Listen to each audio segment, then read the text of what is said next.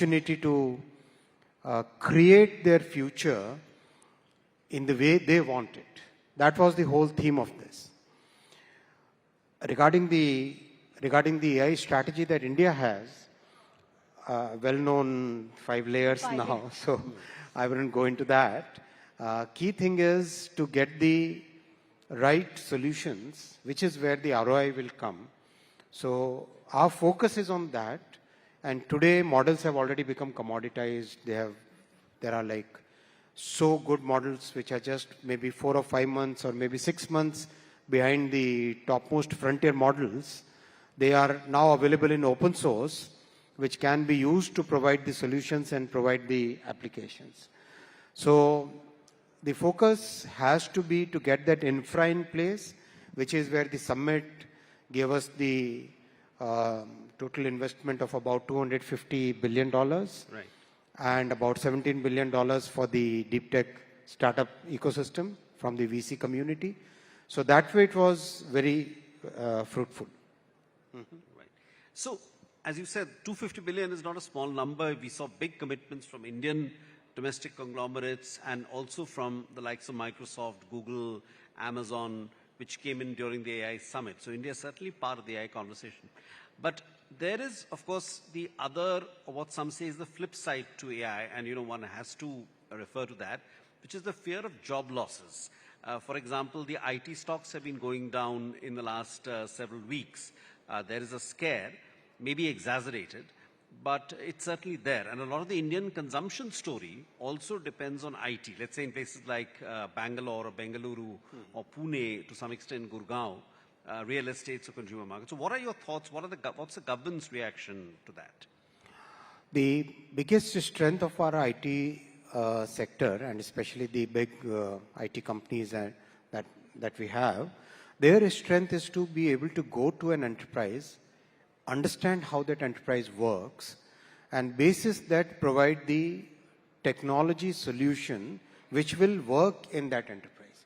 That's the strength. In the past, this strength was demonstrated when the Y2K problem came. We have seen how the transition from on-prem to cloud happened. That was also done by our IT sector. In the past, we have seen from the legacy systems to more modern programming language, more modern software architectures which happened.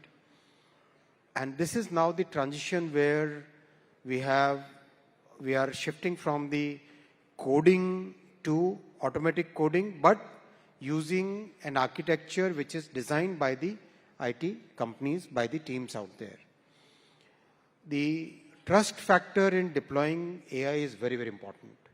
For example, if there is a banking company, that bank would not like to hand over the coding to either a software or any other person until and unless they trust it.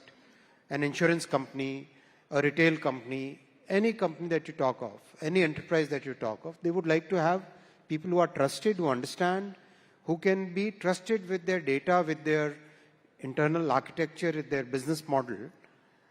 That is where the role of IT companies will significantly grow in the coming years. Yes, this will require a lot of effort.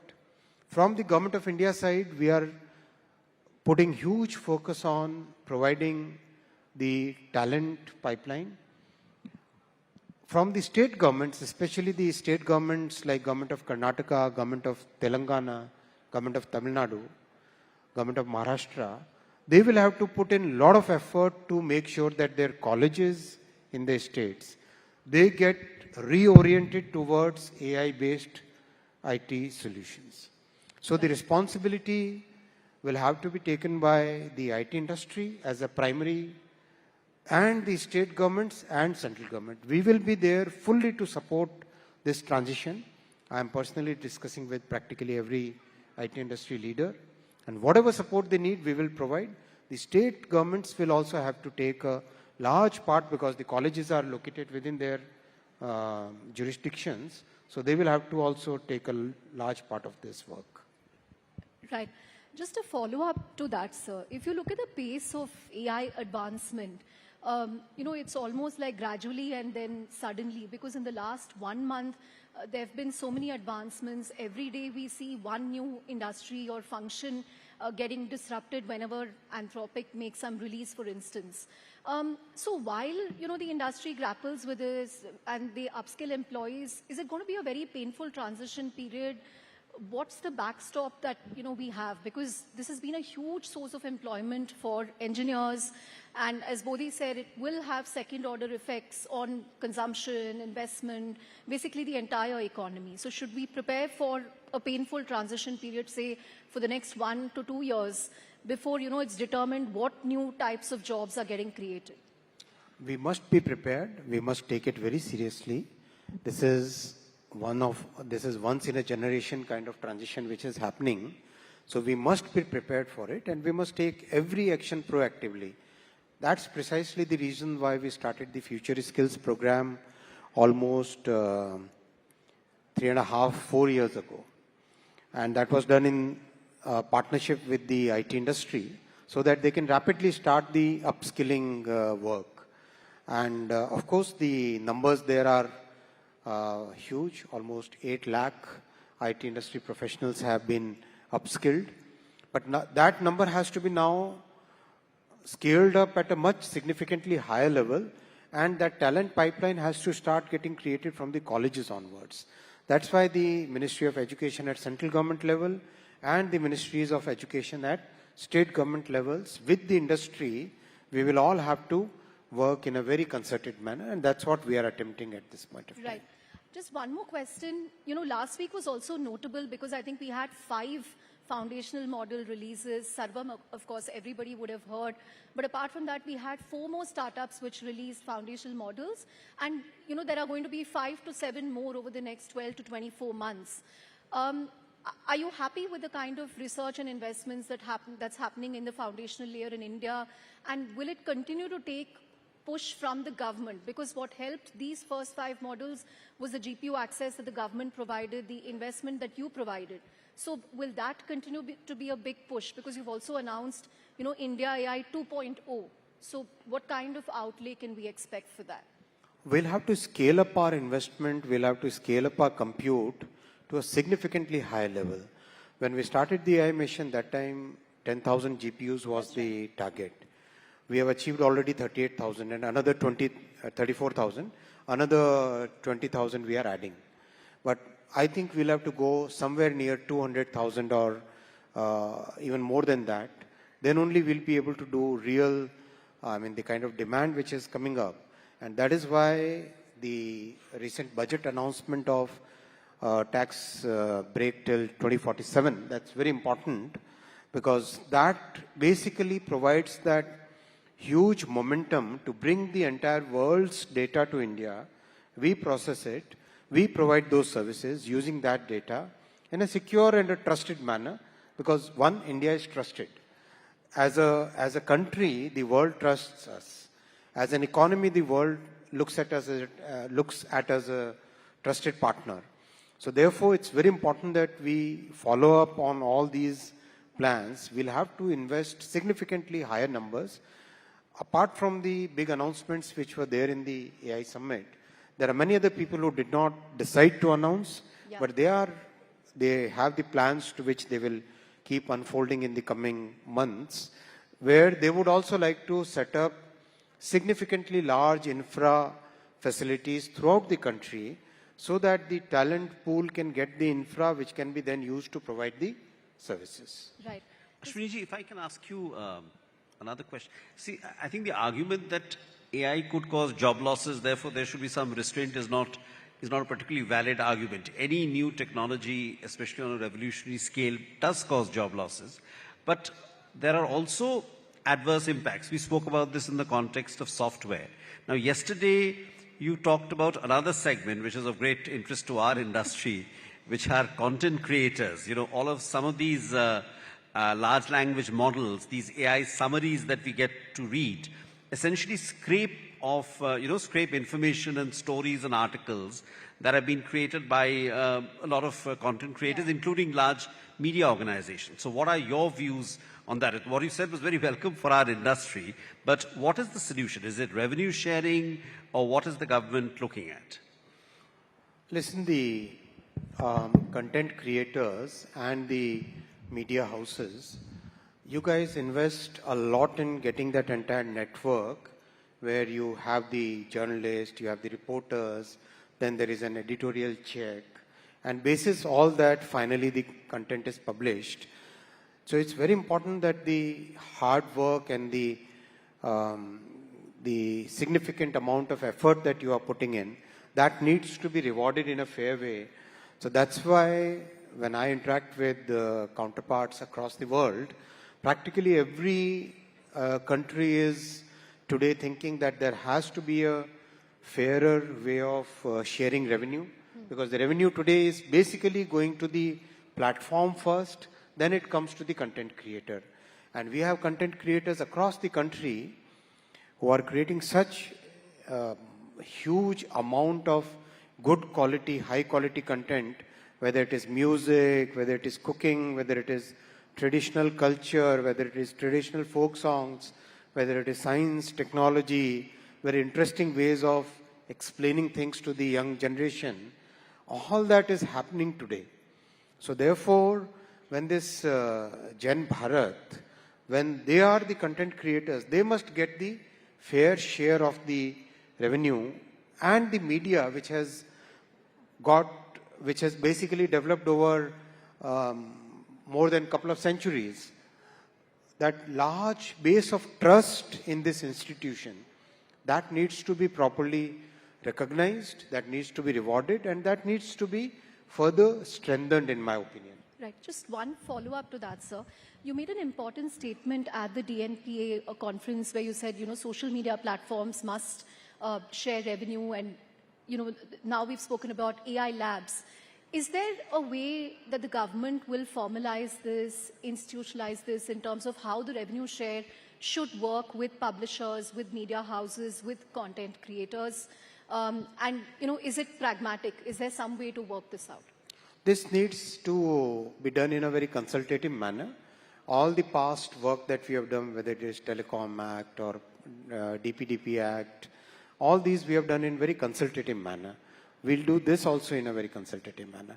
Can we have the echo reduced? Echo is very... Okay, let's carry on. Yeah. Udi? No, I think, yeah. So I think also the first semiconductor production in India, I think starts in a few days of Tomorrow, some of the I think projects. Micron's plant is going on. That's very satisfying. In a very short time frame, I think the foundation stone for Micron plant was done in 23. Yeah, it was done in 23. And here in 26, we are starting the commercial production. Tomorrow, Honorable Prime Minister will start the commercial production. He'll inaugurate the Micron semiconductor plant. And this is where the high bandwidth memory, the most advanced memory, which is in huge demand now because of the AI revolution. And this memory is used in practically everything that we use, our laptops, our mobile phones, the cameras, the lighting arrangement, the speaker, everything, every electronics item, the large machines, defense sector, strategic sector, every sector, transportation sector, oil and gas sector, everywhere these memory chips are used. So it's a very good start for the country. 3 more plants have already entered pilot production. Their products are now getting qualified with the customers. And this year we'll have, after Micron, we'll have 2 more commercial productions happening in quick succession. And 4th one will start somewhere around maybe November or December. So it's a very good journey. And the other plants are getting into now more like the machine tool room shifting kind of level, where the civil construction is ending and the machines and plants and all other things are now coming in for getting the next phase of their commissioning. It's going on very well. Recently, Honorable Prime Minister laid the foundation stone in Uttar Pradesh for a plant which is HCL and Foxconn joint venture. They will be manufacturing the display control. So every screen that you see, whether it is a screen on your X-ray machine or a screen on on this television, right, this large screen. All these screens, they are driven by chips which are basically the driver module. So they'll be manufacturing that driver module, and it's going to be a very large plant, of course in phases, but they, like most of these plants will be meeting a substantial part of their global demand from these plants. So this is a very, very satisfying journey, I would say, because our country has been looking for a semiconductor industry for almost 6 decades now. Yeah. After 6 decades, we have had this big break. And thanks to our Honorable Prime Minister's vision, he set the guardrails, he set the goal very clear for us and made sure that we look at the ecosystem. Honorable Prime Minister's focus was always, this has to be a multi-year journey. This cannot be a 1-year program, 5 years program. This has to be a minimum 20 years program. Second, always focus on getting the ecosystem. So getting the ecosystem within 3 years, it was a Herculean task, I would say. Most people initially were quite skeptic. Yeah. But when we interacted with them, sincerely we followed up each and every input which used to be given by the industry participants. Our point to the industry was that, yes, it's a new industry for us. We don't have this thing in the past. We don't have the precedents. So you help us, you guide us what needs to be done. They would give us inputs about power supply, about ultra pure water, about 250 odd gases and chemicals, about the kind of welding talent, welding skill which is required. And it's very, very, very high level skill, very extreme level skill. Normally we are used to measuring in parts per million. Here parts per billion is the norm. Parts per billion is the norm, and there are so many cases where even they have to go even beyond that. Clean rooms, they operate at a totally different level. So that level of skill development, that level of ecosystem development, it has been a humongous effort. I would like to thank Honorable Prime Minister for this, for getting this industry into our country. Right. One quick follow-up question. Where are we on India Semiconductor Mission 2? And secondly, this is in an industry which can be cyclical. Is it possible that some of these semiconductors, when they enter the market, could face a demand problem? Yes, semiconductor industry has been very cyclical in the past, and the cycles have been vicious, yeah, for sure. Yeah. But what we see, the trend today is quite different from the past on 2 counts. Count 1 is, today the use of semiconductors has permeated significantly beyond the traditional electronics as a sector.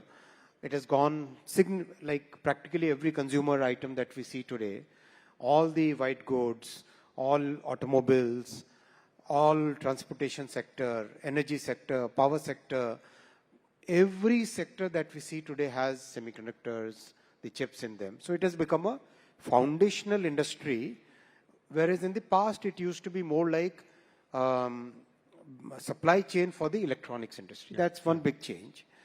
The second big change which has happened is the cycles have significantly got compressed. For example, memory.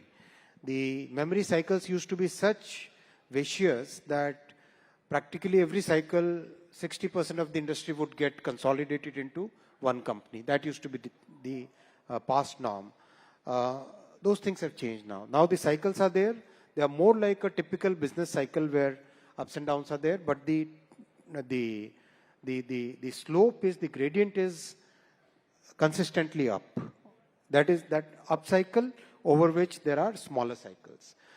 In fact, the industry was expecting $1 trillion size by 2031. Now that 1 trillion mark is now already advanced to 29 or 28 even. Some people call it even 28. What we have done different is, one, of course, getting the ecosystem. Second, we are creating a huge talent pipeline. Today we have 315 universities where students are actually using the world's most advanced EDA tools from Cadence, from Synopsys, from Siemens. And if you compare globally, outside India, rest of the world, including the developed countries, there are not even 20 universities where students will get the entire end-to-end capability of designing a chip, manufacturing it, validating it, and using it in a module. And today we have universities in Assam, in Jammu and Kashmir, in Kerala, in Tamil Nadu, in Rajasthan, in Gujarat, Chhattisgarh, Jharkhand, Odisha, where students are designing chips, getting them manufactured, getting the manufactured chips validated, and using them.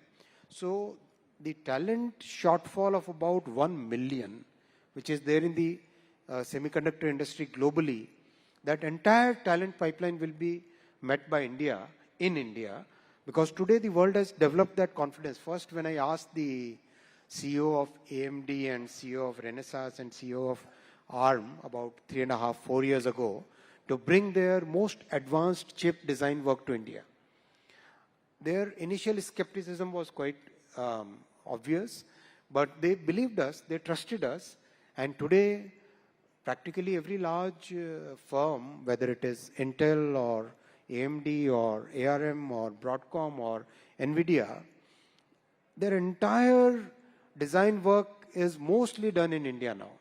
So that huge ecosystem is coming up. Then the startup ecosystem which has come, and startup as well as the experienced people from other large companies who are coming out and setting up their own companies for creating that design ecosystem. That's phenomenally important for us. And that is where the initial push, that initial significant effort is required. That will grow like a hockey stick, like a exponential curve, because that large learning curve is now behind us.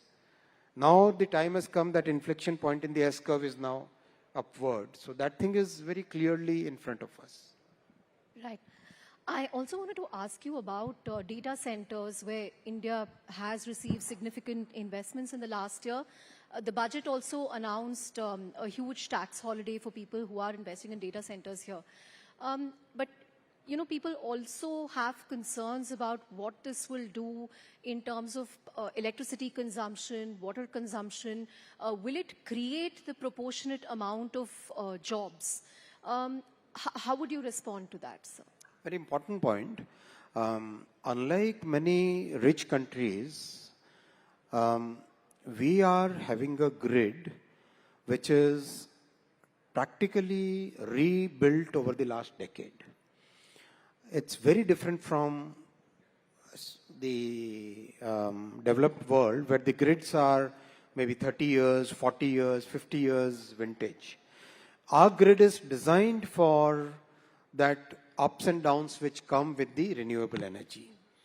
Because our Prime Minister put huge focus on getting the renewable energy capacity, and we are one of those very few countries where our renewable and power generation capacity is today 50% of the total power generation capacity. So that way our grid is substantially robust, first. Second, so many innovations are happening which are reducing the power consumption. There is one startup which is now working on inference chip, which will reduce power consumption by about 70%. 70% kind of reduction which is possible today. I've seen their concept, and the concept looks very logical, and they have got VC funding also.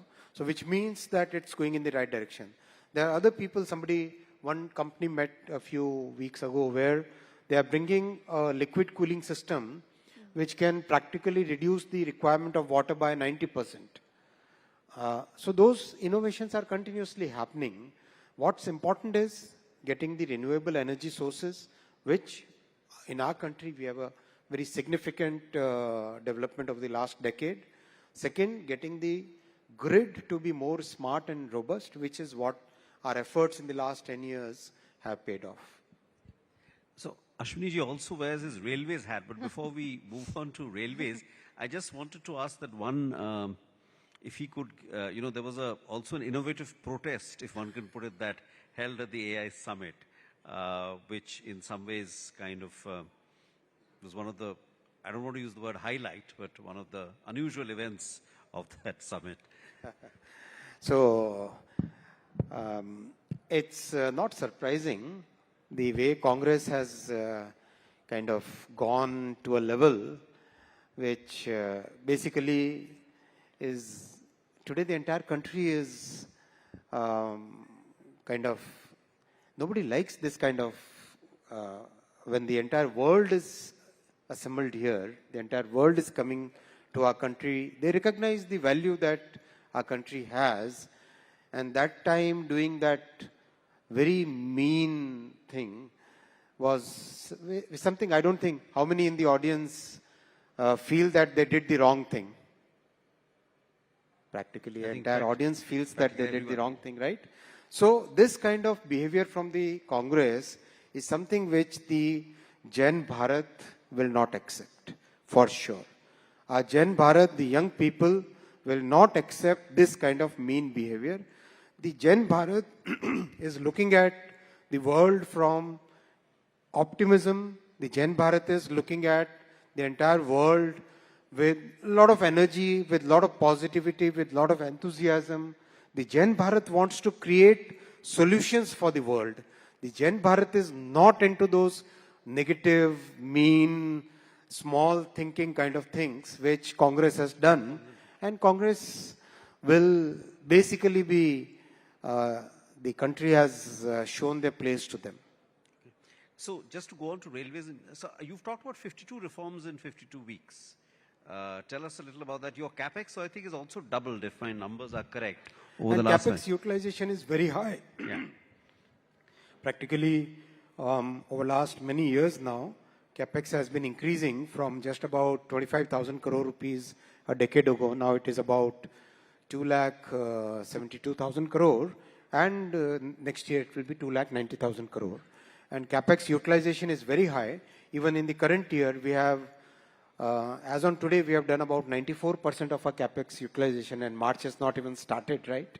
March will be like, so it's going on very well, and the results are also visible. We have done about 35,000 kilometers of new railway tracks, practically electrified the entire railway network. More than about 50,000 kilometers of railway network we have electrified. We have upgraded almost 80% of our tracks. Almost 80% of our tracks we have upgraded to 110 kmph. Coverage installation is going on at a very rapid pace. Stations are getting rebuilt, 1,300 stations. Out of that, 170 already completed, maybe 190 already completed. This is a number 1 month back. So it's progressing very rapidly. More than 160 Vande Bharat trains are already in service. Complete bouquet of total new set of products, totally new generation of trains is there. We have done many reforms in the past. In the past 10 years, series of reforms have happened. In this year, we are planning 52 reforms. Already 4 reforms have been kind of rolled out. And in the coming months, we'll be rolling out many more reforms. These reforms are focused at safety, at passenger convenience, passenger experience, at maintenance practices, at production, manufacturing, construction. Every aspect of railways will see reforms. Right. I think we're out of time, but I just want to sneak in 2 quick questions for you, sir. One is on the IT laws. You know, in your DNP address, you also spoke about how the nature of internet itself has changed and how we are grappling with a completely new internet. So, you know, we know that the government was working on a Digital India bill. Is there a need for a complete overhaul of IT laws? And lastly, will India follow in Australia and France's footsteps in age-gating social media platforms, restricting social media for people under 16? What has been decided there? See, in the Digital Personal Data Protection Act, we created a totally new template for the world, which is recognized everywhere. So many ministers have told me across the world they would like to have this as the template rather than the European template, with the GDPR template, which is very prescriptive, which is very, very cumbersome, and it basically doesn't have any scope for innovation to come up. We wanted innovation, pro-innovation, but simultaneously the safety of citizens is very important. So we wanted to balance that, and the same approach we'll follow in our current thought process. The nature of internet has actually changed. Internet, when we were students, and the way in the last few decades, actually in the last 10 years, 15 years, the nature of internet had substantially changed. Platforms are the primary mode through which every kind of content, whether it is news or music or films, or every content is basically today disseminated using the platforms. So therefore, it's very important that we take the right measures for, one, protecting our children, two, the social institutions which are there, the institutions of family, the institutions in our society, the judiciary, the way our parliament functions, the way our constitution has created the institutions, they all have to be protected and strengthened so that the society remains harmonious. Three, there is a huge barrage of deepfakes, barrage of synthetically generated content where nobody's consent is taken. An anchor's deepfake selling some medicine. Let's say finance minister's deepfake saying about some some investments. Yeah. Those things have to be kind of checked. So deepfakes, or rather any synthetic content, somebody's synthetic, somebody's personality used to create some synthetic content, there has to be a consent of that person. So those constructs are today very important. There are so many misleading advertisements on the social media. There are issues about cybercrime. We have seen so many issues of cyber fraud and cyber crime where especially the people who are retired, they are basically digitally arrested and the bank accounts are kind of taken control of. Those things have to be controlled. Those things have to be checked. So that is where the role of the social media platforms and all other intermediaries has to become very important. We have seen how things, the rumors spread so rapidly. So it's very important that those guardrails in the society are put in place at this point of time before the problem becomes too big, and we are very closely interacting with the industry. Platforms have shown a lot of appreciation for this approach. In fact, without taking any names, all the top leaders that I met during this summit and in Davos previously, they all share the concern. They all share the concern. They also are parents, right? End of the day, CEO of a large tech platform is also a parent. They also have the same concern that any other parent would have. They also are living in the same society. They also have the same concerns that any other citizen would have. So they understand this. We have very clearly assured that for us, innovation is very important and citizens' protection in the online space is as important as innovation. So that right balance is what we are driving at. Thank you very much. Great. On that note, thank you very much, sir. This was an amazing session. A huge round of applause for the minister who pulled off the largest AI summit in the world. Thank you very much.